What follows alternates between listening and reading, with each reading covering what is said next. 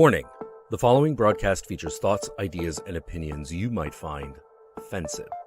If you're easily angered, insulted, hurt, provoked, outraged, or annoyed, the following may offend you. The views expressed in this show are solely those of the individuals providing them and do not reflect the opinions of YouTube or Google. So please, don't flag this video. Viewer discretion is advised.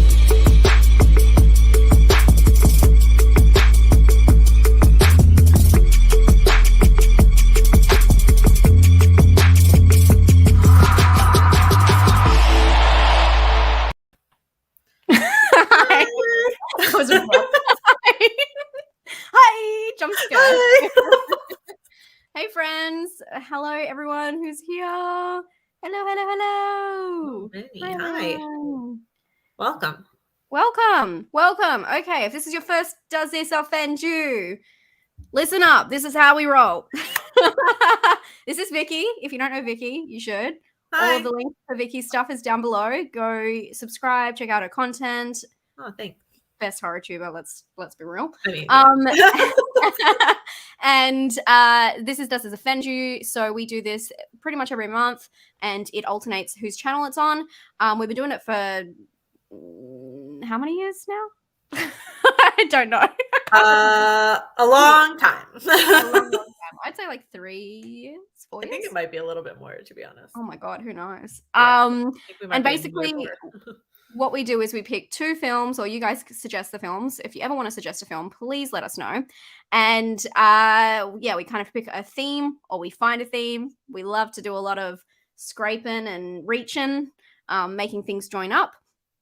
And we talk about the toxic or I guess taboo elements within each film.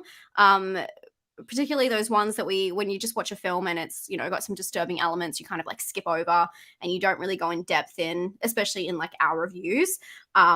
And it's just a place to talk about that kind of stuff, just the offensive stuff within horror movies and what could be deemed as offensive, what isn't. And of course, we actually don't find a lot of these films offensive. It's just a fun way to talk about it, and it's a catchy title. It's all fun here. Trust me. We don't take ourselves too seriously at all. No. And a huge spoiler alert for both of these films. Titane, which I'm really hoping I'm going to keep pronouncing like that instead of saying Titane, but if I do slip up, that's just me. And Martyrs, which is like one of my favorite horror movies of all time. I don't know. Is it in your top 10, Vicky? I don't know. Probably not. It's a really good movie, but it's a really hard watch. It is. I hadn't watched it in years. Like when I went to rewatch it, I feel like it's probably been like 2 years for me, or 3 years. Yeah. But oh my god, it's just as good as ever. Oh, thank you so much, DC Carter, for your blood sacrifice. I almost slipped up this time. Yeah, thank you so much for your blood sacrifice. I really appreciate that, DC. Oh my god, and thank you so much, Horrorcash, for your blood sacrifice. Imagine if I said it wrong. Thank you so much, Horrorcash. Really appreciate the support. So we've got two films here. Titane. Did I say it wrong already? Titane. Everyone in the chat says put pronunciation Titane. Titane. Okay, let's just do this. Titane. French. Pronounce. We're gonna do it. I'll put it through the microphone so you can hear it. Titane. That's how I hear it. We'll do it slow. Titane. So that's when I say it like that. Titane. I know my accent puts a twang on the A. So what can you do? And I'm pronouncing it wrong. Well, I believe it's still, I don't know if this is, I probably should have looked this up before, but I believe it is Titane. It's just the French way of saying that, because it's about the titanium. Well, I think it translates in English to, I think it's the French word for titanium. Yeah. Yeah. Which is, yeah. So it kind of, I get why, even though we are pronouncing it wrong, we're pronouncing the English word that it's meant for, if that makes sense. So it's kind of like a translated. Yeah. But anyway, we're off to a great start. We'll just call it titanium. Yeah. Where do you guys want to start? Let us know in the comments. We can do a car emoji for Titane or a what do you do for Martyrs? I don't know. What do you do for Martyrs? Oh, just a scream face, maybe. Like, Sure. Yeah, terror. Face. Yeah, I can't think of anything that would work for that emoji. I have no idea. Crying. Crying, yeah. I honestly, what is it? They don't really have like a prop or maybe a gun. They don't really have a prop. An eyeball looking up. Oh my god, what if they did the one that's like eye rolling? That's it. Dude, that one would work though. It would. If anyone cares, cross for Martyrs. Oh, you can do a cross, yeah. I don't know. That's a good question. Thank you, Lori, and thank you, Annabelle, for your blood sacrifice. Oh, thank you so much. Sorry, I'm talking too much trash. Thank you so much, Lori. Appreciate it. Appreciate you. Thanks for being here. And thank you. More screaming and crying and eye rolling. I can't see any. Oh, there I can. And thank you so much, Roman. Oh, or bathtub. Nice one. Yeah. Oh, yeah, bathtub. That's a great one. Yeah. Wynn's always asked about the rough endings, elements of humor. Happy weekend. Yeah. This was a rough back-to-back watch. Yeah. I'll tell you what. I've never been to a live before. What's happening? We're talking about 2 movies here. Welcome. Okay. Spoiler alert. Spoilers. Sorry, you've been warned. Unless I say spoiler free in the title, y'all should know. We probably should put spoilers in the title, actually. We give a warning every time. We're fine. Yeah. So what do we got? It's hard to tell. I think we've got Martyrs first, have we? I think Martyrs is. I think everybody is Martyrs first. Okay. Yeah. Okay, Vicky, do your worst. Yep. It's so hard to summarize these anymore, really. It is really hard. Like, do I go through the whole thing? All right, Martyrs. Yeah, obviously, if we didn't mention it or if it wasn't clear from the picture, we're talking about the original French film, not the American remake. Just want to make that clear. It was no remake. I don't know what you're talking about, Vicky. Yeah. I mean, if we were talking about offensive movies, we could have talked about the remake. Oh, God. Don't even get me started. It's so bad. But just since I don't think we made that clear, I mean, we're talking about 2 French movies, but so the original Martyrs is really kind of like 2 stories. I feel like the movie feels like it's kind of split between our 2 main characters. We have Lucy, who is extremely traumatized after escaping this warehouse at the beginning of the film where she is being kept captive and tortured. Years later, she believes she's found the people who tortured her, and she kills them and their children really violently. And then enters her friend Anna, who she became really close with in the hospital when she was recovering. And she is helping Lucy kind of like clean up the mess she's made, and kind of maybe disbelieving that Lucy had the right people at all or believes her at all. But then she ends up in the hands of these people that tortured Lucy in the first place. And what ensues is really dark and really depressing and really tragic, and it'll make you question everything. It will. It truly will. It truly does. It's a tough movie to watch. It's so good, but so tough. It's amazing, and it's the ambiguous ending, which isn't. I mean, we'll get into that. I saw Rob put something about that. We'll get into that. That's one of the points we want to talk on. I have a lot to say about that as well. God, where do we even start with this one? Where should we start? I'm trying to figure it out. Oh, let's just go into the I have like a little list of the Brutality. Sometimes I like putting that in there, just kind of get the vibe. Remind everyone who hasn't seen it recently what kind of violence and intense subject matters we're talking about, because this is Does This Offend You? So I think we can all agree that Martyrs is one of the most brutal films ever made. I freaking hands down for me. And it gives the audience non-stop violence and gore from the very start, literally from the start to the very end. It's just the whole thing. So some of the themes include torturing adults, children. They have a lot of death of children, which is a really interesting way of like the killing of the innocents. She shoots 2 children in cold blood, or 2 kids in cold blood, and graphic of self-harm. Super graphic. I wrote the actual term, but very, very graphic. You see everything. Self-harm to, you know, unaliving. Well, I'm sure we're going to say the words anyway, but yeah, it's you see it twice, and it's like the most graphic thing ever. And just really, it just goes all the way. It's so crazy how insane this movie is and how like uncensored it is.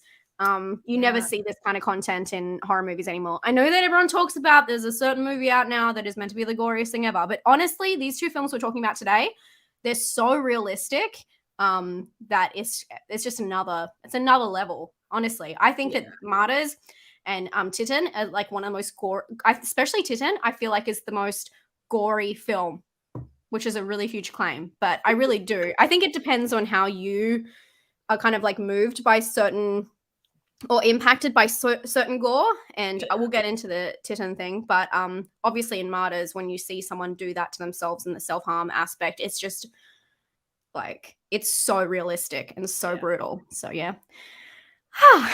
Just tied on a light note.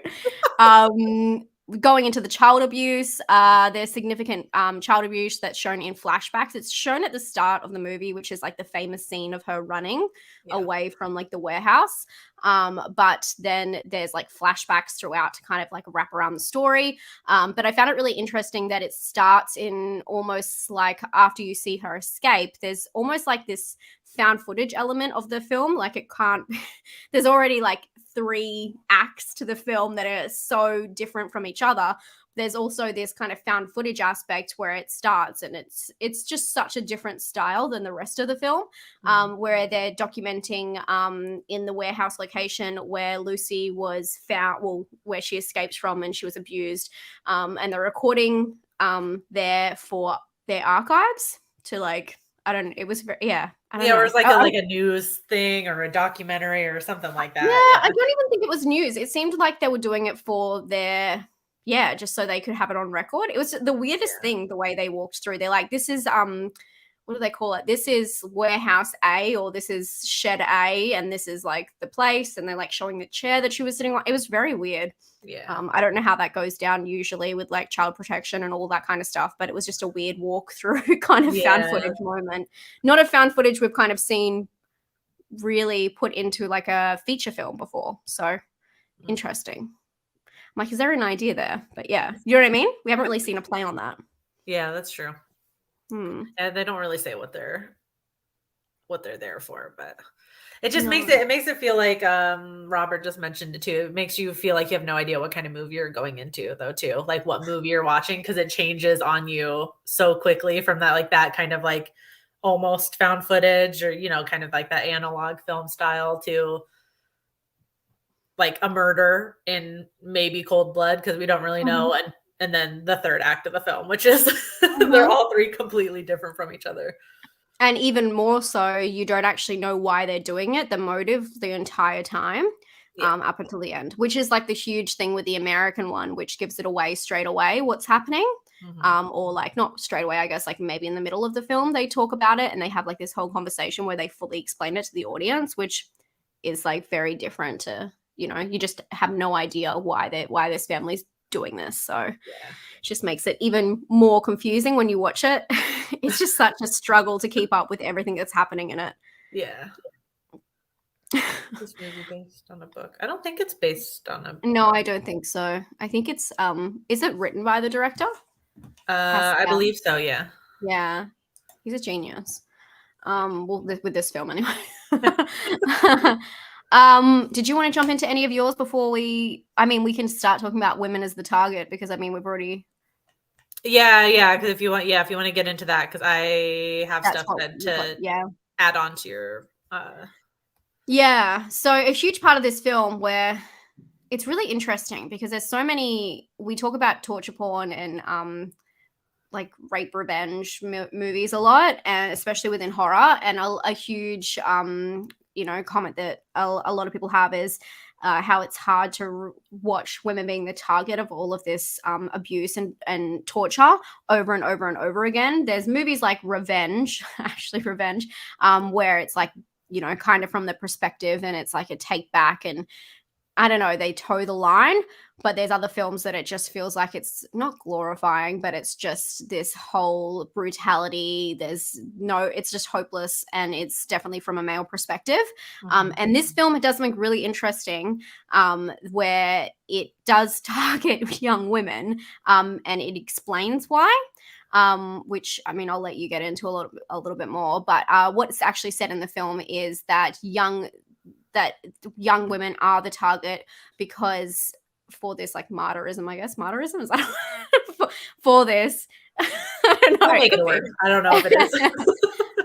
Because they are responsive to transfiguration, which is the change in form or appearance, metamorphosis, and a glorifying of spiritual change. But the word transfiguration means a change of form or appearance. And what is it in this passage? Jesus' appearance change. Oh God, where did I get that? So yeah, I guess that's basically it. But you have a really good, I guess, explanation of what they exactly mean by this, which I thought was really good. Oh yeah. So yeah, so when we first like kind of figure out what's happening, is when, well, I guess when the third act of the film starts. So these people come into the house,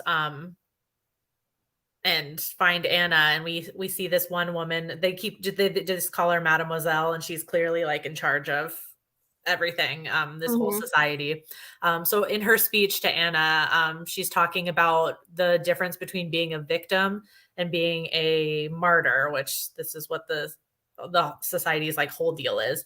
To the society, like anyone can be a victim, to endure torture, but eventually succumb and die. And that's just being a victim, and that's really easy. But to be a martyr is to accept your situation, like accept everything that's happening to you, and only then can you transcend. And that's like what they believe, and that's why they're doing this to people. So they're trying to find the right people who will succumb to, or not succumb, but who will accept this torture, and then be able to see what the purpose of life is, what is beyond death. That's what they're trying to figure out. So Anna, for example, is only taken to the next stage when she no longer fights back. So the majority of like the last third of this film is just her being tortured endlessly. It's like, it's really brutal. And of course, naturally she's fighting back in the beginning, and we see the progression of it, of her like spirit kind of breaking, her accepting what's happening to her. And that's when she's taken to the next stage. And then it just gets more brutal from there. Like just more awful stuff happens. But we see her just like simply sitting in the chair and just allowing whatever happens to her. And like their whole deal, the society's whole deal is indicative of like the just persistent, constant, like societal, institutional exploitation of women and the feminine form. Like it's the abuse of women, at least in the case of this society, for the benefit of everybody but the women themselves that are being tortured. And I don't think it's an accident that in the movie this society is comprised almost entirely of old white people. You got a few like young people in there, but it's a bunch of old white people doing this. And they're just creating martyrs for a cause that these people don't even claim. Like they're being taken against their will. Like normally when we talk about like martyrdom, we're talking about people that are selfless and they give themselves up for a cause that they actually get behind and believe in. And I feel like that makes it more brutal that they're being taken and becoming martyrs for something that they don't even believe in, which is wild. Yeah. But it begs the question, because a lot of this film is about mental health and showing. Oh my God, hello, thank you. You can't find it. Thanks, Matt. For free in the US. You can definitely find it in places. I don't even remember where I watched it, but I'm pretty sure it would be on YouTube. To to rent. I don't know if Yeah. I'm gonna do a quick If search. you're in the US for anybody, it's on Tubi for free. Oh, there you go. It's definitely accessible. Yeah. Thank you so much, Matt. So yeah, it's interesting what you say about how they're taking kind of like against their will, because a lot of this film has, I think that the way it shows mental illness or like post-traumatic illness or survivor's guilt is really, really spot on, and just the metaphor of it all, where she is plagued by this being. You have no idea what it is. It feels like this kind of ghoul entity, and you realize who it is. It's the girl that she left behind when she escaped, and it's been plaguing her, and it draws her to, spoiler alert again, this draws her to unalive herself, and because it's just never going to be gone. And it's because these effects that by what happened to them obviously caused this. And so I beg the question, like with Anna, does she accept, or does she go to another place? Because a lot of these people, they assume that they accept the pain and that's it. And we kind of know that because when Anna starts losing it, she hears what's the other girl's name? I forgot her name already. Lucy. She hears Lucy's voice, and Lucy tells her to just like go with it and just like, and it's like, but at what point is this not them because it's against their will? Actually being martyrs, and them just going into full-on survival mode and shutting down their body, and like their mind just leaves, because that's what happens to a lot of people in these kinds of situations where they just kind of like leave their body. So it's really interesting. I mean, we also have to take into account that you could be enlightened in that way that anything would ever happen to you. So like that's a whole nother level. But yeah. And I mean, that's something that you kind of, that goes into the interpretation of the end as well, that you kind of have to accept that, disassociation, But also, like, it's just a different thing because I mean, that's where a lot of, the whole DID and all that stuff, it comes from these kinds of situations where people have to literally leave their body to survive something. And at what point can you stay in your body during all of that? It's just insane. Yeah. And that's, I mean, like you mentioned at the ending, the ambiguity of the ending, I feel like that's part of what we don't know. So you could take it as she's accepting it. You could take it as she's just completely disassociated and went to another place. And that's part of it too. And that's like, it kind of, it's almost like a really like bleak black humor, I feel like, of the society, that even like, because there's no way they know, she gets a look on her face, and then the woman goes running upstairs because she's convinced that she is, this is the moment, you know what I mean? But then they also have no way of even knowing what's going on in Anna's head at that moment, right? So she could be completely elsewhere, and they're like, oh, it's time, she's transcending, Yeah, it makes you wonder how long they've been doing this, and you do see pictures of that and all that, but how long they've been experimenting, because it's essentially that's what they're doing, experimenting on humans. Absolutely wild. I think we already touched on mental health now. I just think that the mental health aspect of this is just so well done, and like just showing the metaphor of her being, I don't know, I think about things like Lights Out and all that, where I mean, so many horror movies touch on mental illness and really carrying it, Babadook and Grief. But this film, just having that entity that is so terrifying chasing her, and the fact that they show everything, it's not really like, you kind of work backwards with this film where you're given all of the details and then you're given the explanations a little bit later, or you come to them. Thank you so much, Ian. I watched this film. I'm so glad you guys are pairing it alongside. Yeah. Well, I think it just never ends with the French, hey? Thank God. I'm a huge fan of like all this kind of subgenre. I've done like a whole video on it. I absolutely love it. But I just really like the mental health aspect of showing demons in real life. And when you figure out that she isn't actually a demon, but someone who else also suffered. And it just links back. I just wonder if it was a man in this position, if it would be dealt with differently in terms of where they go and how they handle stress and pain like that. I don't know. Like, I'm not like a mental health expert, but it'd just be really interesting to think about someone who was put in that position and tortured over and over. If it is the same thing where they dissociate and they go to a different place, or they put up with the pain, and why. Obviously, it's not. That's why they pick young women. So it's just interesting to think what their failed experiments would have been in a sick way. That's true. Yeah. The scene where the captured gay lady goes into the bathtub is probably the most heartbreaking moment. Yeah. Or when she gets the thing pulled off her head and then it's like, terrible. And then when Anna finds her too, you know, there's no good way that any of that is coming off of her body. No. And yeah, the fact that so Anna finds the other, like another victim, tries to help her, set her free in a way, and then she wants nothing to do except for end herself as well.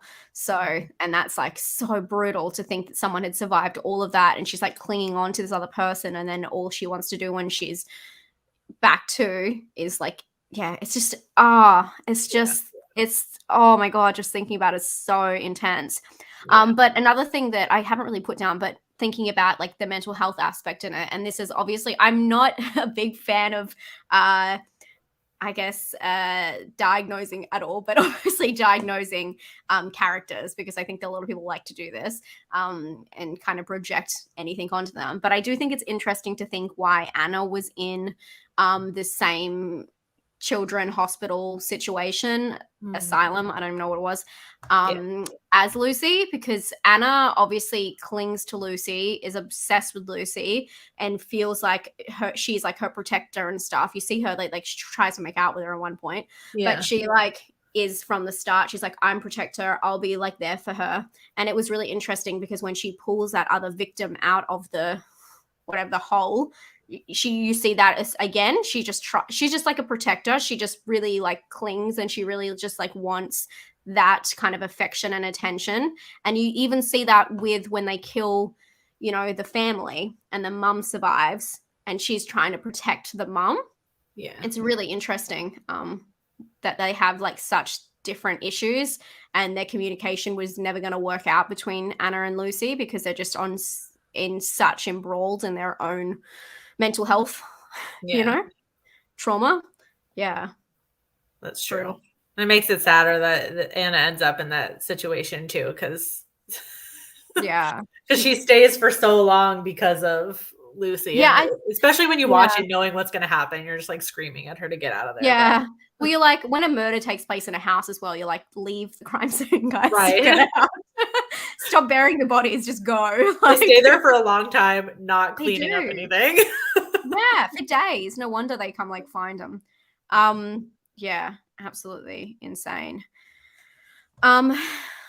Let's talk about the family. The family when we go from seeing, again, thanks to anyone who's just joined, we are talking about Martyrs and we're doing spoiler alerts. I just saw a bunch of people come in, so I just wanted you to know. So we're talking about when, you know, after we see this kind of like prologue of the film where we learn about Lucy escaping, then we kind of go into this family. And I think that the setup for this family is so insane. The fact you see like a family having breakfast, you see on the fridge, they talk about, I think it's like a sports carnival or a swimming carnival or something like that. And it is like this moment you have with the film when Lucy, you know, I guess they open the door. It's Lucy, right? I'm like, she rings the doorbell. Yeah. Write down the names. I feel like I keep forgetting. Lucy, breaks down the door and just like shoots them like without hesitation. And because you know that Lucy is so mentally unwell, you do kind of question her as well. You can see that she's seeing things that aren't there. And you kind of like question that this is the right family that initially did this to her, along with what Anna, you know, thinks. And I think that was such a powerful use of that scene where they're all having breakfast, because it really is. And this happens in a lot of horror movies where you kind of see a family and they are normal and then something changes, kind of like Get Out. I mean, were they ever normal? Probably not. But, you know, you see like what looks to be a harmless family because of the dynamics between that family, and then they turn psycho. And the fact that you see those moments where a psycho family are acting quote unquote normal, because there is no such thing as like a normal family. Right. But isn't it so interesting because that it plays on the viewer as well, not giving you that information. I don't know if I don't remember the first time I saw it, but I don't know how you feel watching it back now, especially with the kids and how the kids are killed and all that kind of situation. I don't know. Yeah, well, it's tough too because even though we have it confirmed later on that that family actually was, Lucy was right. Lucy had the right people.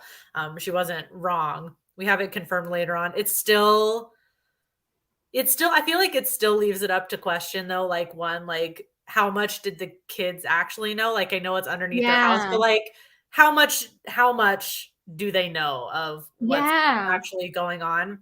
So that's part is still tough because we don't know, and like you said, to see them killed so brutally.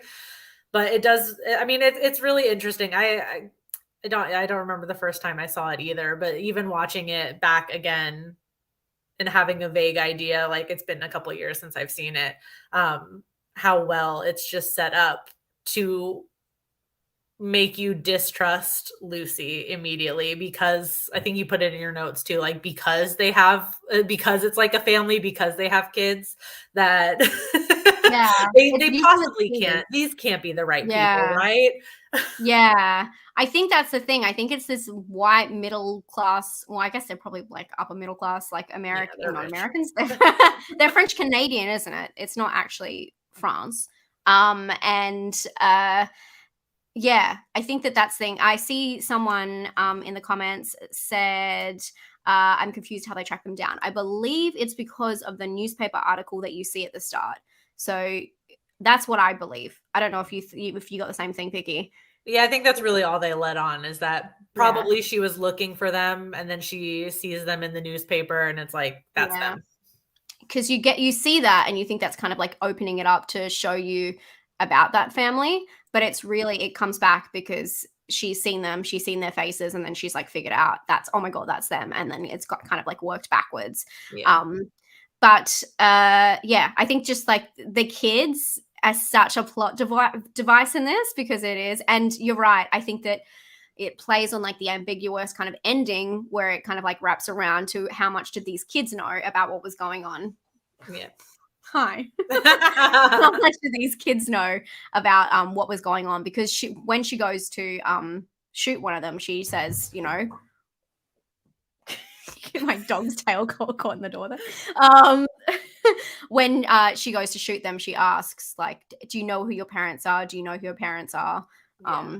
And he kind of does have and it's the dude, I think, the kid, the boy. He has like a blank look on his face as well, where it's like it could be taken either way, where he could be in shock or he really does know that they're finally there to get them. I think it's interesting the way they all kind of scurry as soon as they hear the gun. I mean, I don't know how you would react anyway, but it doesn't seem like they're like, what are you doing here? Like, I don't know. Maybe you don't ask those questions. I don't know. But yeah, it is really interesting to think about the way that kind of came together. And they don't have like a panic button in their house. Come on, surely.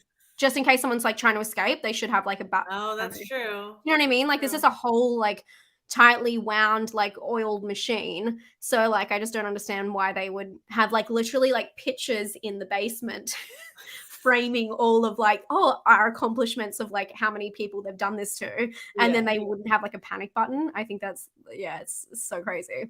Not smart. Come on, guys, get me on board. It's a very interesting way that they play on you to not believe that the family are harmless, and you wonder, like, as soon as you know and it's revealed, you go, why did I not believe her either? And it's just really kind of, it's one of those, I love the way that this film, and obviously it's very full on, but it's subtle with a lot of its, I guess, under messages and tones. And I know we're reaching, of course, but it's just, it really does, when you break it down, there's so many elements to it that play on you psychologically as you're watching it, which I think is the best part. Yeah, absolutely. It definitely plays up your biases, because we automatically assume that the family, well, maybe they're innocent. That's your first thought. Like, maybe they've got the wrong people. What kind of killers would have, a sports carnival clipping from the newspaper? So crazy. And we all know that that's like, I don't know, maybe horror movies are to our detriment because we believe that everyone's just like some masked, like, 6-foot man or maybe like 7-foot man, you know, who is the enemy, but really it is a lot of people who look unthreatening. Yeah. You can't judge that kind of thing. 1000%. Yeah. 1000%. Do you want to get into the the ending, What the Vicky? fuck I'll did let you Anna take say? it. Obviously, I don't have an answer for this. Okay, before I'm like, Oh let's yeah, get none of into us the ending. do. None of us do. Yeah, nobody has an answer. I just feel like obviously we have to discuss it because there's so many different interpretations to what she could have said, plus the reaction, because the movie is so beautiful, like the entire way through, of how ambiguous it is. Like all the little things we've been talking about, like the boy's face when he gets asked about his parents, all this stuff, like it's so beautifully played and acted, I gotta say, to where you like the way people express their emotions, the way they react to things could literally go so many different ways. It's really brilliant. So again, spoiler alert, anybody dropping in, what happens at the end is Anna transcends, or she sees what is beyond death. So Mademoiselle is called. Everybody from the society comes to this house to hear it. Mademoiselle goes down and Anna whispers in her ear. We have no idea what she says. And then she goes back upstairs to prepare to like tell everybody else what Anna has said. But before she can do that, she unalives herself. She does have a short conversation with poor man. He's so confused. I feel bad for that guy. Who is like, you were right in there. We waited. Yeah. Like everyone is waiting. We waited a long time. Many years. He does try and get some answers for us. Like, you know, was the message clear? And she was like, yes, it was clear. And the last thing she says before she shoots herself is to keep doubting. And then the movie ends literally with her shooting herself, and then that's it. So we don't know what she said, and her reaction could be many things. Did she shoot herself because she was eager after hearing what Anna said, or was it too depressing to bear, you know, like all this life's work of torturing people, you know, and it was all for naught. But either way, I feel like the ending's really interesting because you could make the argument that no matter what the like answer was, Mademoiselle made herself a martyr, like a true martyr, like in the sense that we think about, for the society in order to keep it going. Because if she gave them the answer, would that not call into question, should they stop doing this because they've reached their goal? So she becomes a martyr for the cause. That's so brilliant. I think that that's like the most brilliant, I guess, explanation of this, because it's just, yeah, because like we were saying before, we never really know if they are, you know, fully for the cause, but she was. So yeah, she went down. I just think that's a brilliant ending with that too. Yeah, it is. It is. I guess it's called Martyrs, not Martyr. That's so true. There are two. there's many different martyrs in this movie. Yeah. I love everyone keeps talking about Donkey Lady. Yeah. So yeah, I believe I'm definitely on the camp. I mean, I've read a lot of different articles or different, I guess, forums. There's so many things where people break down every single possible way it could have been taken, and a lot of people tend to subscribe to the thought that she said that there is nothing. There is, I mean, she would have had to say something longer than that because she's talking for a little bit, you know, like, I don't, you know, I just think that there is nothing and she sees nothing. And I think that you're 100% with what you just said, that she goes up and ends herself because she knows that she's done it all for nothing. And this whole life, she's finally got what she wanted. And it was all for nothing. She kind of, and to know, and she kind of sits with that for a while as well, because it's not like she does it instantly. She goes back, she takes her makeup off, and it must be having to look at herself. She was in the bathroom, so she's like looking at herself in the mirror and really facing the fact that she just did this. But she has a gun in her back. I don't know. I guess I don't know with the logistics. I don't know if she just carries a gun because she is like a powerful woman for protection anyway, Right. or Yeah. if this was all kind of like a thought out process that True. I don't know. You know what I mean? There's so many questions left up, and Yeah. I mean, I'm really like nitpicking to try and figure it out, but I am really subscribed to that theory that there is nothing. Yeah, I'm with that too, especially because of her last words, keep doubting. That you could interpret it, at least the way I interpret it, what she means by that is maybe what Anna tells her, you know, like that maybe it is that there is nothing, and that the whole point of life is to wonder and to have whatever faith you have in what lies for you after death, no matter, you know, whether that's a religious, a secular thing that you believe in. And so like the point of life is to keep doubting, but then she's just been told that there's nothing or something similar to the point where like everything she's done has been for nothing. I think that the point, I mean, again, it has to be interpretation of what it is, but I think that the point would be she's saying keep doubting, as in or like keep your mind kind of open. You're not meant to know the absolute is what I see it as. Like there is that humans aren't meant to know, and maybe they aren't meant to know because there is nothing, and that's so bleak for so many people. So that's kind of oh, there's someone says the French interpretation. Did you see that? Yeah, I see that. Yeah, because the English subtitles, when you watch the movie, it's interesting how they translated it, because they translate it to keep doubting. Yeah, I guess the exact translation. Wow, that changes everything, actually. That actually does change everything. Like, because it's saying, fuck you, I don't care what you guys, I'm taking the answer with me to the grave. I'm leaving you with the unknown. Wow, you just changed this whole movie for all of us. I hope you know the power that you have. That's interesting though, like the way the way they chose to translate that though, because obviously that was a decision somebody made when they made the English subtitles for that. Yeah, that is so interesting. And it completely changes the meaning. Wow, thank you. Are you like a French speaker? Are you from a French speaking country? I'm just curious. I'm writing it down. I'll have that line. With my Spanish words pronunciation. Yeah, I'm just curious. That's amazing. So yeah, she never okay, that kind of changes the whole thing. It really does, yeah. It really changes it.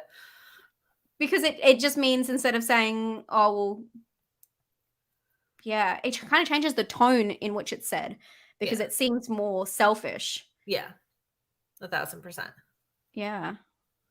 Wow. 100%. I'm sorry, I'm like dumbfounded by that. Nice call, Mario. Yeah. The French government means witness. Yeah.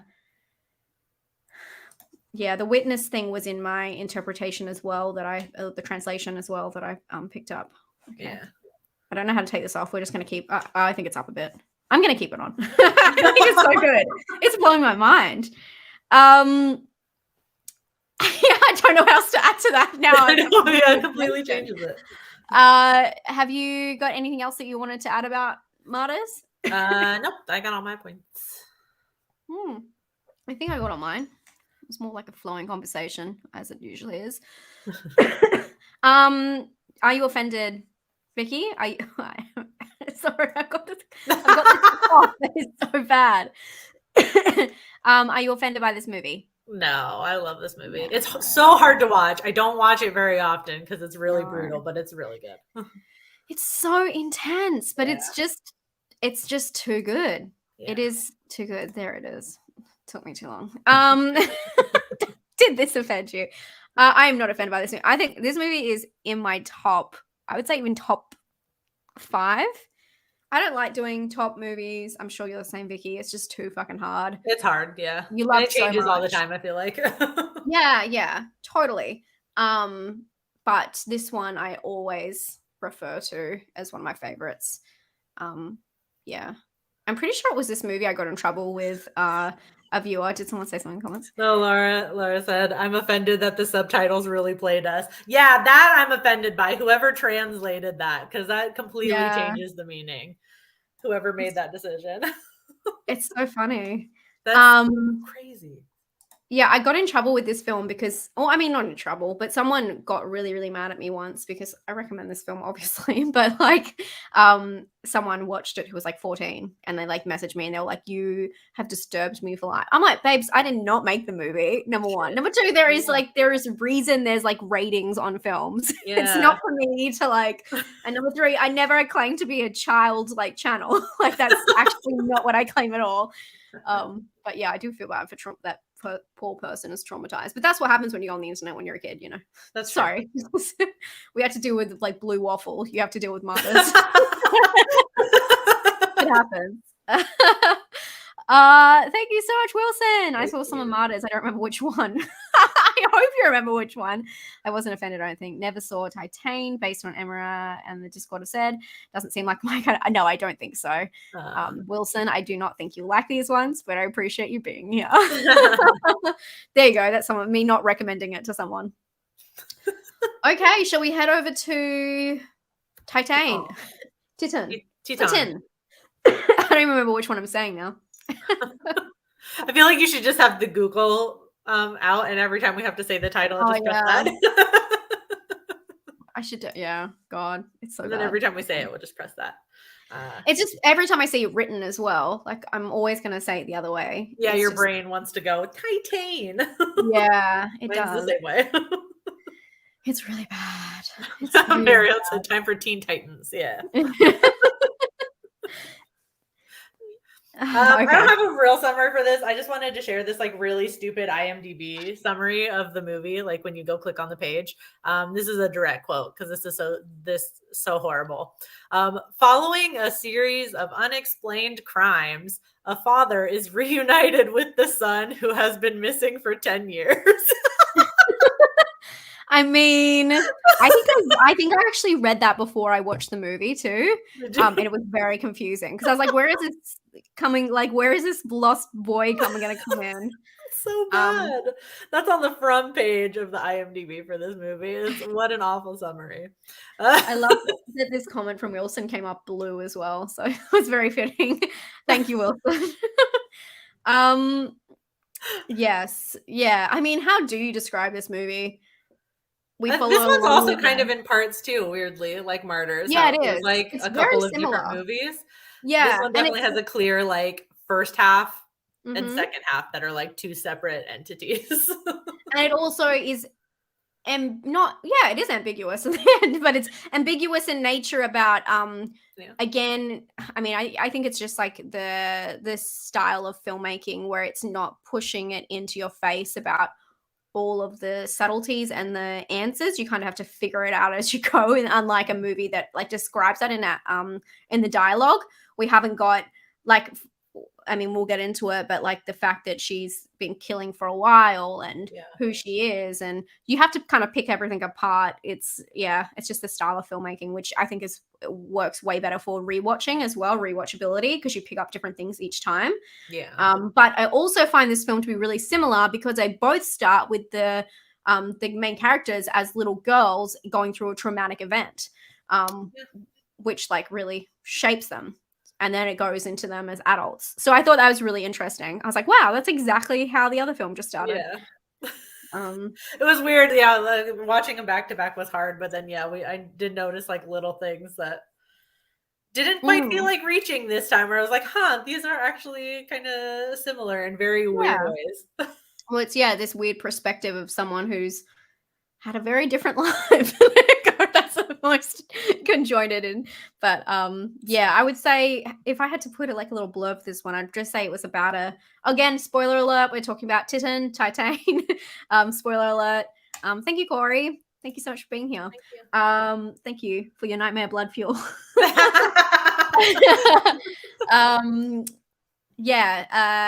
What would I say? I would say it is about a serial killer who works as I don't even know what that job is, as a car hottie personality, and is pushed too far one night, which starts a chain of events leading her to hide out as the identity of a missing boy. in a fire fighting. What do you call it? In a firehouse. I love in your summary too. You completely gloss over the fact she gets pregnant from a car. That's it. Come on.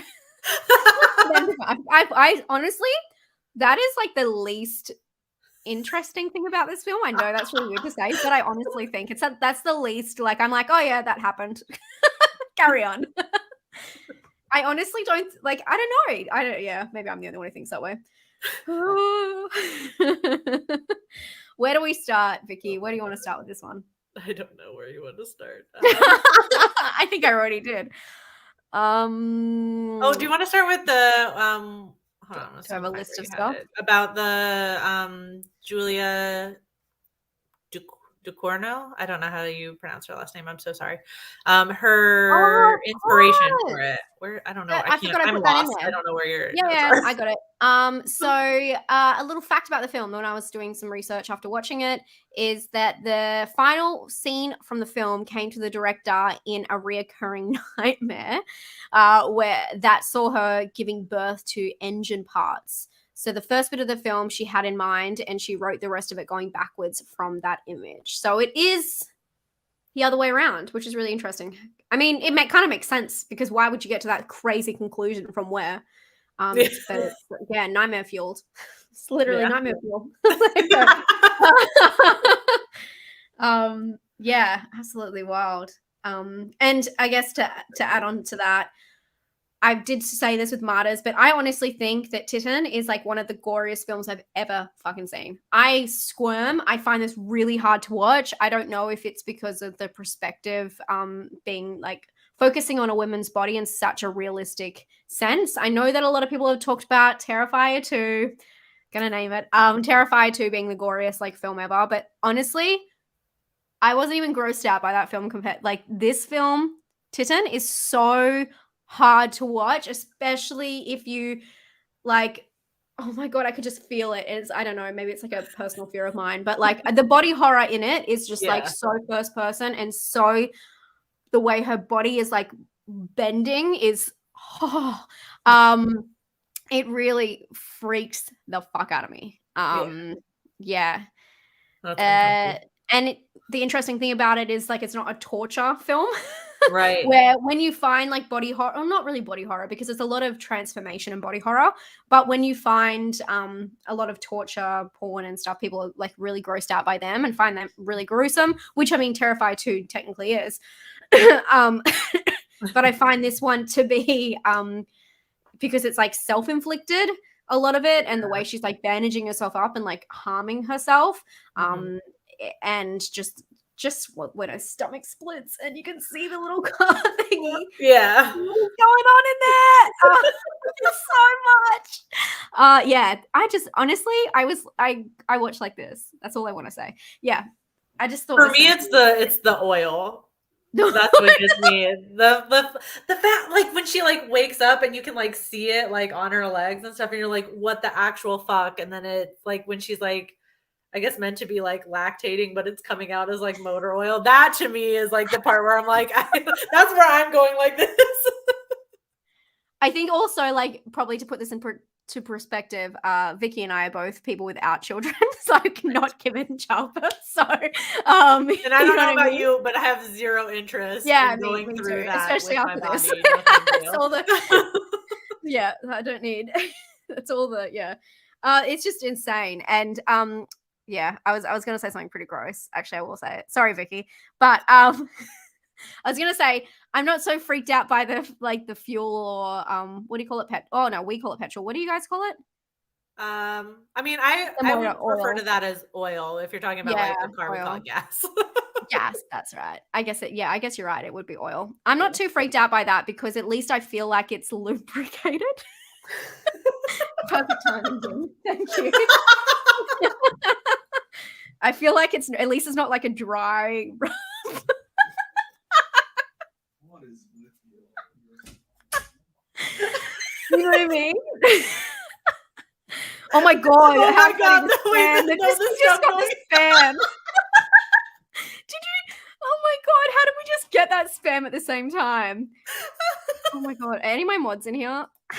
I just Yeah, blocked yeah, this user. they got They're it. so funny. Can we talk about how funny we just got that? Oh my god. Yeah. Oh my So it doesn't god. bother me that much. And I mean, it's an alarming color for sure, but you know, like at least it's.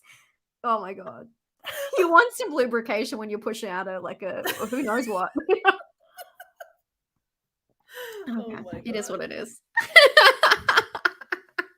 Yes, Oh, yes. The bot really heard it's lubricated and entered the it chat. really did. It really did.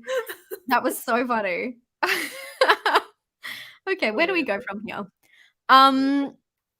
One of the themes, I guess, that definitely like scraping the barrel here. But one of the themes in there that I think is very lightly touched on because it's like such an interesting, strange part of the whole film that really she could be like the main character in this film. She could be doing anything, but yet they made her into this like sex icon in a way. I don't know, like that she's like this desired person. And so there's this weird brief moment where we have this parasocial relationship on screen, which I love when we touch on this. A lot of newer films talking about social media and all that kind of stuff touch on this, but I really like watching this play out. I think it's really interesting, and it's like something that's just so modern.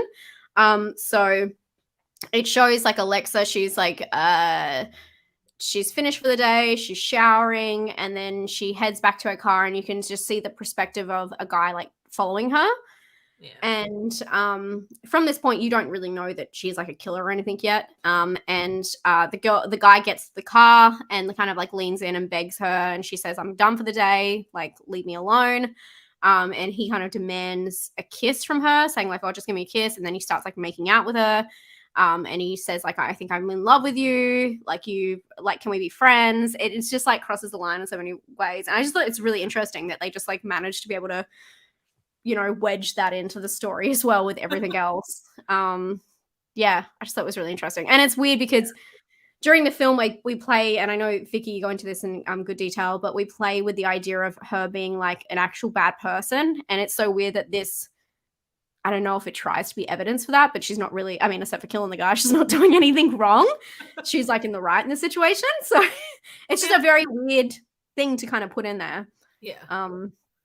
Maybe because to even show when you're that watching that, you just assume she's defending herself because yeah, it's not been 100%. revealed yet that she's a killer. And even at that moment, I would argue it's still not revealed yet that she's a serial killer because at least, and maybe it's like the perspective we're watching it from that we see that and we're like, she's defending herself. Oh yeah, especially when she's like walking down like that hallway and Yeah. someone is like following her and like she's alone in the car park. Like it's very obvious. Obviously, this place that does these shows should be protecting anyone who's a performer. And their car, it shouldn't really have access to their car park afterwards. It's crazy. Right. Oh my god, we're gonna skip over. I forgot about that part. That's another squirmy part. The nipple piercing part is so bad. I hate it. It's the body horror for me. It just gets me. And then she does it later when they're making out. Yeah, I She like straight up like pulls on it with her teeth. I think that's the thing that it's like so focused on like feminine genitalia. You know what I mean? Yeah. And it's just, it feels personal. It feels like a personal attack in some ways. That's what I get at. Because like sometimes I watch these things and I'm so removed from it. But the detail, and I mean, same director does it in Raw as well with the, I mean, it's not the same, so it's not as bad. The knife part, the scissors part. Yeah. But you know, when you're down in that area, everything feels sensitive. And I don't know if you guys, but when I start watching that stuff, I start feeling very sensitive. And I just think that she does it in such like the director is just so good at really making you squirm, knowing something's gonna come. It's just really interesting because it's just not this blatant, you know what's going to happen from a mile away. It's the details of it. It really puts you in that situation. It feels realistic. Yeah. God. Ooh. Yeah, I don't like the nipple thing. I don't know if you have anything else to say about that, Vicky. I don't like it. About the nipple thing, no. Okay. Just to make sure. Oh my god. Oh God. Did you want to get into some of your major points? Yeah. I mean, since we were talking about some car parts and metal parts, we can talk about Alexia.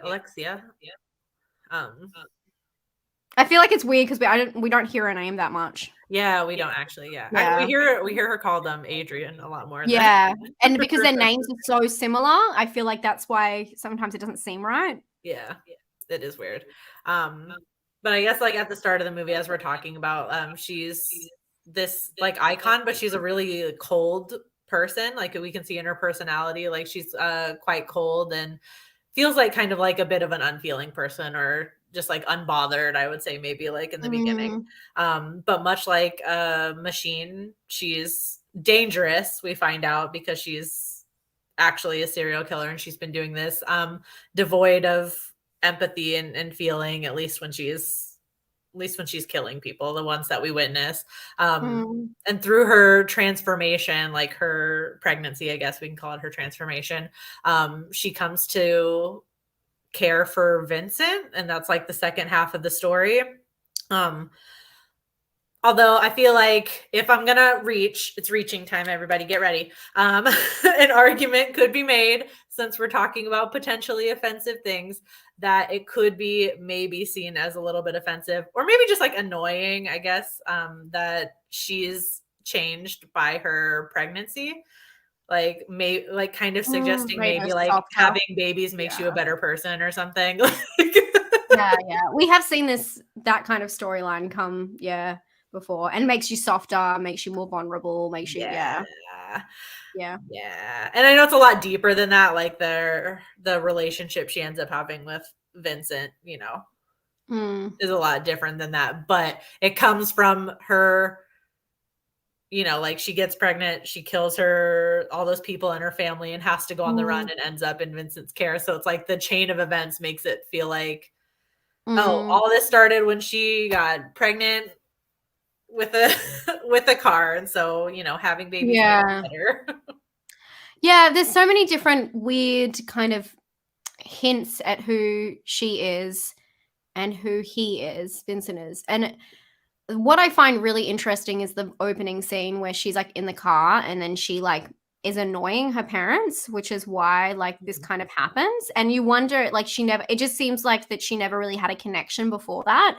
And then also you have to wonder how much the titanium affected her, like what was going on in her brain, because it's kind of shown as that, like the title for the film is the outline, of the word, but then it has all of the brain scans in there. So it's really to show, I mean, it is a lot to do with her psyche, and a lot of that is not well explained. And a lot of that you pick up, but yeah, the whole arc of her being such a cold person. And it's just really interesting to think what was actually going on in her head and what they were trying to say by all of that, and where she found Vincent to be. It was also, she goes through this whole identity kind of like shift, and it's so interesting watching her when she's dancing on that in the, oh my god, why do I want to call it a firehouse? Where the frick do fire engines go? What's it called? Why am I fucking losing my mind? What is it called? What is it called? I would say firehouse is accurate. Fire station. Fire station. Yeah. If you had said firehouse, I wouldn't have even blinked. I would have known what you're talking about. Call this firehouse. Wilson, what do we got? This reminds me. I'm in and out of the stream, and I keep hearing about car love in this movie. Reminds me of the movie Peaches Dinner. Okay. I don't know about that one. There's many ways you could have said it anyway. Fire station. People were saying fire stations. Peaches, the singer, not the actress. Okay, I'll have to look that one up. I remember Peaches. Yeah, when she is dancing on the car, and then she starts doing like the sexy dance, and everyone's like, "Oh my god!" But it's like her showing who she really is to these people, and they don't understand that's what they're seeing. And it's just like the whole identity aspect, which we will touch on later as well, because I do want to touch on a lot of the criticisms of this film. But yeah, it's it is very interesting what they're trying to say. I don't think I fully get it, to be fair. That aspect of it. I feel like that's why I say the car part, the giving birth, is the most uninteresting. I mean, it is like it affects me. Don't get me wrong. It's not like it's boring, but it's the most uninteresting in terms of trying to understand this film. I feel like that part's pretty straightforward. You know what I mean? So for me, that doesn't that's not like the part I get caught up on. But I do get caught up on trying to figure out her psyche and where she's coming from and her perspective, because the film doesn't have a lot of dialogue, and it does not show a lot of like her inner work. Which, I mean, if she's I don't know. Yeah, if she's like one with the car, like maybe that's the thing. She's a machine. Right. But yeah, it is really interesting why she softens to Vincent. And I wonder if it's because she's able to finally empathize with someone, and maybe it has something to do with her pregnancy. Maybe she's able to see that he wants his son so bad, and all of the things that he did for her. And I saw someone else say that her parents seem uncaring. I don't think her parents we don't see them that often, but the mum comes and gives her a kiss good morning or whatever, and chats at one point, and the dad doesn't seem very happy with her, but she is like freeloading on their couch, it looks like, and just doing whatever she wants to do. And so yeah, it's hard to know that relationship and whether she's never had someone be warm to her. And then it goes into the whole nature versus nurture, and there's a lot to be said, and I would love to know all of those answers. That's true. That. Yeah, I don't know. It's really interesting to think about that, because that's one thing you just have no idea. The character you're watching, you really have no idea what she's thinking at any given time, which is why it's so amazing, because she just starts killing people. And when she kills all those people in that house, how funny. She keeps like, oh my God, there's another roommate. Like, how many of them are you? Like, it's so funny. And she just you're almost as exasperated as she is, because you're like, this is the first time we actually have it confirmed that she's a serial killer for sure. Like, she's the one doing the killing, and you're just trying to catch up. And then she's on the struggle bus trying to figure out how many people she needs to kill in this house. Yeah. I just reminded me of like the nipple scene again, how she's like obsessed with the nipple ring. And she's like hooking up with that chick, and she's like obsessed with the nipple, and she won't do anything else. And it makes you think that she has no connection to people unless they because she has like a part of metal in her. That's why she's attached to that. I just kind of like came to that realization. That's why she's like attached to her. And when she like freaked out about that, she's like, oh, fuck, I don't understand humans. She's just like magnetized almost. Which is maybe why she goes to the fire. Like, it works for her in the firehouse, which we're calling it now. Do you know what I mean? I don't know. There's all these different things that you can like read out of this. It's so interesting. That's an interesting interpretation, though. But it makes sense. It does. And she even says like, "Oh, you can go downstairs. Like, have you never been with a girl? Like, just move on from my fucking nipple." But it is the nipple ring, and she even gets herself tangled in the nipple ring at the start. She's like, does that hurt? You know, it's just like obsessed with it. Yeah. That's true. Yeah. Weird. I wonder if these directors ever watched the Strange Addiction series. Probably. Oh, yeah. I remember that episode. Yeah. Yeah. And probably because it's really good research. Yeah. I really wouldn't put it past it. Yeah. Oh, what else do we have about this one? I'm trying to think. You have a lot about the oh, okay. We gotta go into the toxic. We haven't even started on that. Yeah. So, I mean, we're getting into like the actual like offensive tones of this, or the things that other people may find offensive. I've seen a lot of people talk about these. So toxic masculinity. The film touches on a lot of masc perspectives. And as we see, Alexa. Is it Alexa? Now I feel like I'm saying it wrong. Oh yeah, I don't know if I misspelled it, if it was Alexia or Alexa. Again, we don't really hear her name. Oh, because there's an I in there. Maybe we're used to the bot that you speak to. Or Alexia or something like that. I'm not sure. Well, we see her transform into a lost man. So here are some points that throughout the film where it is discussed, and it's interesting because when you think about it, because we're seeing her struggle to connect to humans. She can only connect to a vehicle. She can only connect to metal, titanium, any like parts like that. We see example of men not being able to really deal with their emotions, which is kind of like a mirror of that, where she can't do that either. So Vincent, who believes that she is his lost son. We don't know. Again, another ambiguous part. We don't know if he always knew. I kind of think he did. I think he knew from the start it wasn't. Yeah. Yeah. He wanted, and we've seen this before. If you've ever watched The Imposter, oh my god, that documentary, please watch it if you haven't watched it. Have you seen it, Vicky? The Imposter? I think so, yeah. Yeah. Yeah. It's unbelievable. But same thing. It's like, if you want to believe something, you got to believe, you know what I mean? And yeah, so we don't know that.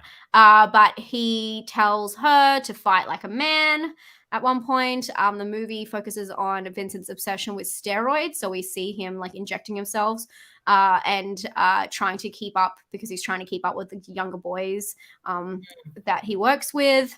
Because it is like, if you think about like the most masculine kind of environment, I mean, it would be like a kind of like a gym junkie kind of thing, but also like a firehouse. I don't know why. A fire station. Firefighters. Firefighters are like that kind of, they have that weird, that weird, I guess, association where it's like these men with their shirts off. They're bros, just guys. Yeah, well, when you think about a firefighter, unfortunately, that's what you think. I mean, that's not what you think of, but that's like, you think about men in that situation. You don't think a lot about women, which is unfortunate, and it's just a way that it's been structurally like designed. So yeah, anyway, he's into steroids. And then one of the most powerful scenes is when Alexia, I love this scene when she gets on, I mean, it's so hard to watch. Yeah. She gets on the bus. This scene fucking blows my socks off. She gets on the bus and there's this group of guys, I think it's 3 guys, and there's a girl at the very front of the bus, and they start harassing her. Like, they're talking about all these things they're going to do to her. They start mentioning gangbangs. It's really bad. Yeah. But instead of doing anything, Alexia, or whatever her name is, she just gets off the bus. And she just leaves it. And for me, it makes me feel like she's doing the whole method acting where because she is like presenting as a male, or like disguised as a male, that she is trying to, she is removing herself from the situation instead of doing something. Or maybe it even isn't her, like it shows that she's still in, because as a woman, you would hope that anyone, whether, whatever gender, would say something. And the fact that she is such an outspoken person from the start, she literally stabs someone at the start for like, the fact that she would leave someone. Again, her human connection, that switches off a little bit for her. So we don't know because it's not happening to her, but it's just a really strange thing. It's just a really interesting scene to show, because it shows almost like she is doing that thing where men go, okay, none of my business, or or is she like kind of in between and she's not really sure what she's doing with her identity? So again, it's one of those ambiguous things you can kind of take so many different ways. But or if it's part of her just being cold and unfeeling, serial killer type, we don't really know. Or it could be a combination of all of it.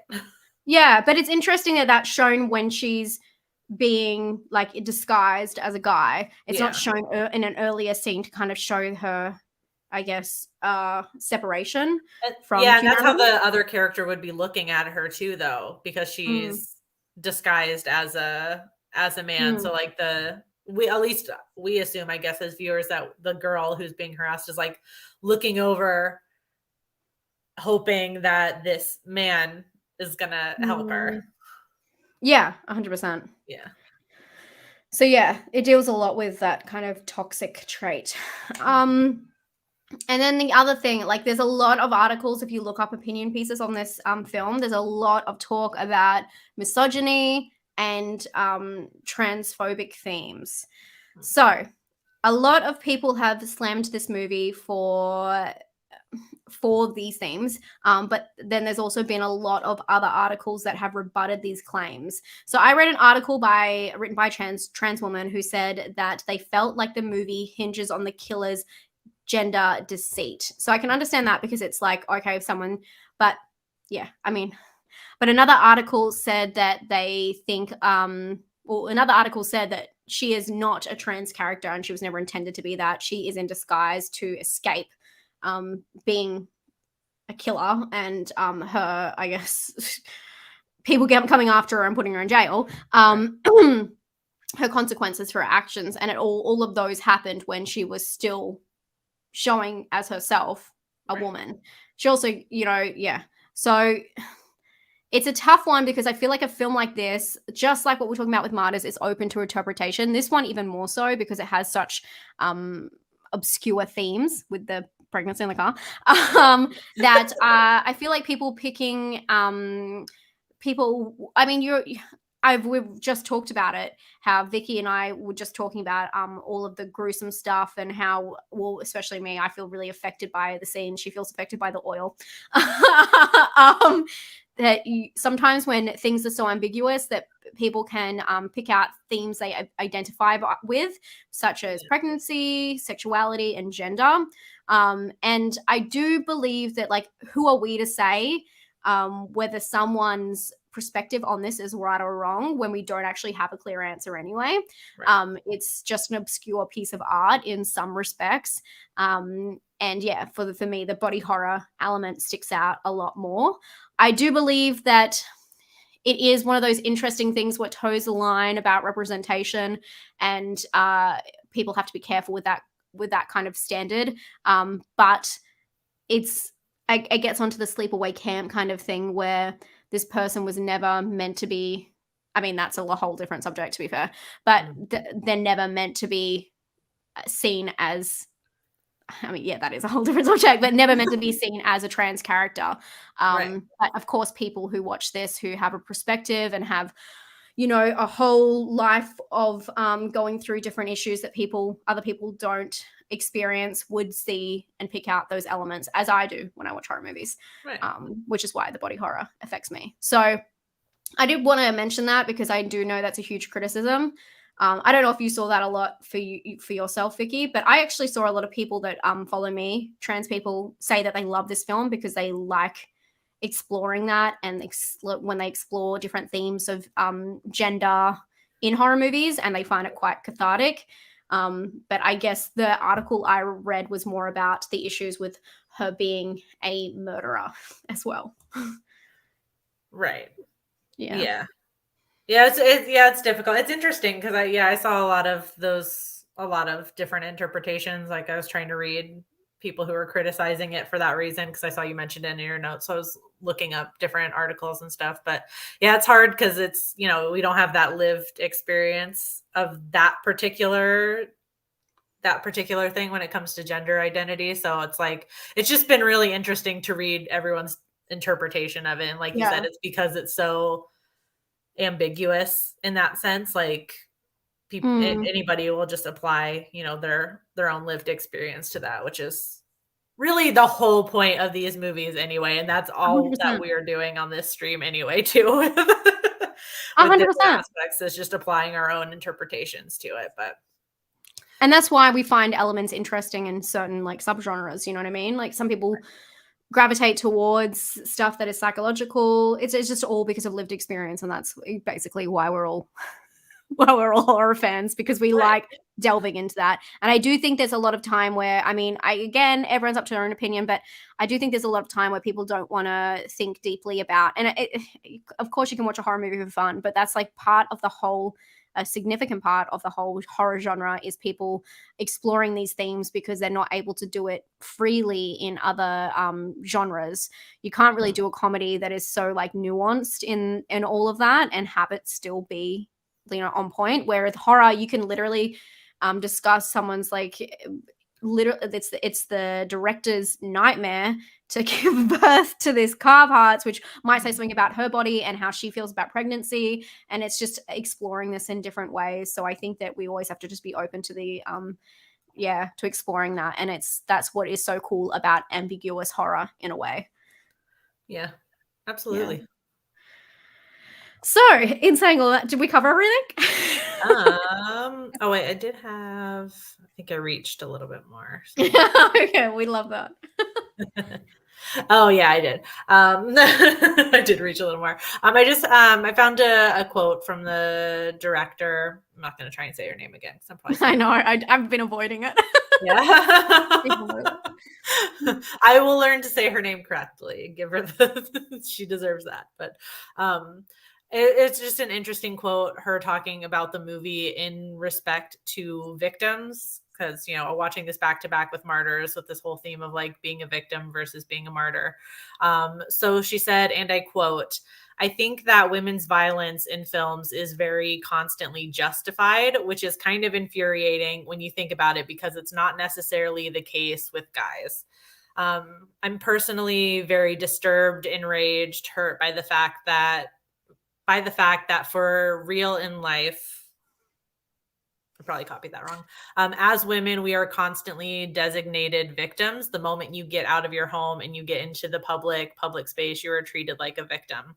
And I saw posts like around like articles on Reddit and things, and on posts on Reddit, how people didn't understand the serial killer beginning of the movie compared to the rest of the movie. And then, you know, just going back to Alexia being kind of like a cold, unfeeling serial murderer. And if her pregnancy or her transformation like makes her a more sympathetic character, and are we supposed to feel sympathetic for her? I'm interested to what people think, because I noticed a lot of people discussing it, and that some people had a problem with it, like, you know, like we're being asked to forgive a serial killer because of everything that happens in the second half of the movie. So I'm interested what everybody else interpreted that and how you interpreted that, or if you even thought about it that way at all. Because I really didn't, actually. No, I don't don't know. I don't know either. if at any point I was like, oh yeah, now I sympathize with her, and I didn't before. I don't think I sympathize with her at all. Yeah. Honestly, I don't think that she's very likable. No. She's cold on purpose, and if anything, it's like Vincent that I feel for, just because of the son situation, really, nothing else. Yeah. So, and it's more like you're literally watching, and it's funny, mind the pun, like a car crash, because you are like just watching all of this, like this happening of all of these circumstances kind of meeting up perfectly, and you just wonder what's going to happen next, and if she's going to be found out, and what's happening to her body and all that kind of stuff. But I'm never once putting myself in a perspective where I think that she is a good person. It's not really part of, I don't know. I don't really think it asks you to look at her as someone that you're kind of rooting for me. True. Yeah, I thought that was interesting that people were discussing that. And I was like, you know what? I didn't really think of it that way. Yeah, no, neither. And I do think someone just said that I feel for the car baby. And I think that that's another weird ending to it, is that like Vincent almost gets his child back from her. Yeah. So I think that's really weird. Like the whole idea of his lifelong grieving for his son, and then he gets this car baby as the prize after putting up with all of it. So at the end, it's kind of like a happy end. I mean, not for her. I mean, we didn't even really touch on the whole fact of like, you know what? Yeah, we did not touch on that. That she does. I did put in the themes, but I think I skipped over it. All of the stuff that the film touches on. Yeah. Her attempting a self-abortion. Yeah. We didn't even talk about her hairpin, which is literally the main character. Taking that out of her hair. And so she tries to do something like that and is scared for what's happening to her. And then she ultimately dies from giving birth as well, which is like a whole nother thing that you just, it's done in such a quick way, an ambiguous way, what actually happened and how she felt about the whole thing. You can see as well when she's like he's laughing at the first baby's word was yes. I was trying not to laugh. Vroom vroom. Oh, thank you so much, Des, for timing into the woman's rocks. Thank you so much, Des, for your blood sacrifice. Now I'm of yours. Thank you. I appreciate that. Yeah, it's yeah, there's so many different elements in there that you just have no idea how she feels. And I think that kind of ties into what you're saying, because we just don't know enough about her perspective. We're kind of like shown this weird thing that happens to her as a child, and from that we're meant to like put together all of these ideas about even who she is or what kind of personality she has, and we never actually learn that. So, and we kind of see her change her perspective to her pregnancy, where I think she like unbandaged herself one day and she's like, oh, I'm sorry, or something like that to her stomach. So you can see it's like growing on her, literally. But yeah, I don't know. I didn't really see it that way either. Yeah. So I agree with you. Thanks, guys. But that was all I had. That's all she wrote. That's all she wrote. Yeah, I think that I must have just like, the intense themes. She's a serial killer. She has sex with a car, self-abortion, or attempt, and she dies because she gives birth. So like, yeah, there you go. Should have brought those ones into the start. But yeah, very interesting. Very interesting. Yeah. Oh, thank you so much, Greg. Greg. Thank you so much for your nightmare fueled. I think she was fetishizing cars because of the trauma she had at the beginning of the movie. Yeah. Oh, it's definitely all linked. There's definitely something in her brain is different because of that accident. Yeah. Although it kind of could have been before. I don't know, the beginning where she's making the car noises. It kind of implies that she was at least interested in cars beforehand too. She's always one with the car. Thank you so much, Greg. And then I guess my question would be, does this offend you, Vicky? I found it. No, the oil's gross, but no. Yeah, it does not offend me. It's the most it's such a freaking interesting film. Yeah. Like no one could have predicted. Seriously. It just blows my mind. I think did this and what do you call it? Malignant come out the same year? I think so. It was just like, why? Is everyone okay? But I guess the world was kind of ending. So what like, a wild year. But yeah, it was a wild year. I absolutely love this movie, and I just find it really hard to watch because of the body horror. It's so intense. It is. It literally gets me the heebie-jeebies. And there you go. That's a good question to end on. Oh God, where did it go? Do you prefer Raw or Titane? I don't even know which one I've been saying the whole time. I think I prefer Raw. Yeah, it's for different reasons, Raw is Raw is a very complete story. Like the whole thing is like almost like a joke for the payoff, because you get without spoiling that one because no one came here for that. But Raw has like a very, definitive conclusion. So that's true. But thank you everyone for coming and hanging out with us. Yeah. I don't think we're doing Twitter polls anymore. If you guys ever have oh God. Yeah. There you go, Rob.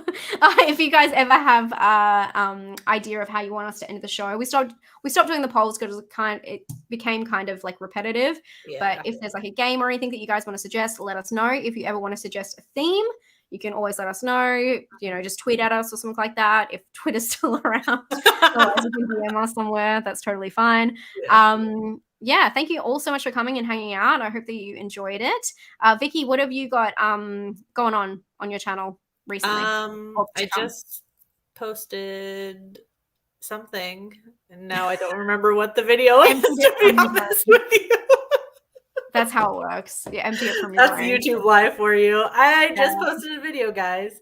I can't tell you what it is, but I watched Bodies, finally. And The Retreat.